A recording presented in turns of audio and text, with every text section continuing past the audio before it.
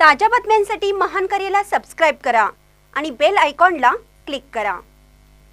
घोसरवाडमध्ये वृद्धावर खुनी हल्ला, नातवासह दोघे जण ताब्यात। घोसरवाड तालुका शिरोळ येथे पूर्व वैमनस्यातून बाबू उर्फ कासिम मामूलाल चाऊस वय वर्ष 76 या वृद्धाच्या कपाळावर, नाकावर, ओठावर धारदार शस्त्राने वार करून गंभीर जखमी केल्याची घटना मंगळवारी घडली। या हल्ल्यात चाऊस हे गंभीर जखमी झाले असून त्यांच्यावर उपचार सुरू आहेत। या प्रकरणी पोलिसांनी तातडीने तपास करून जखमी वृद्धाचा नातू सूरज बांदार व गिरीश परीट या दोघांना ताब्यात घेतलं। याबाबतची फिर्याद जितेंद्र चाऊस यांनी कुरुंदवाड पोलीस ठाण्यात दिली।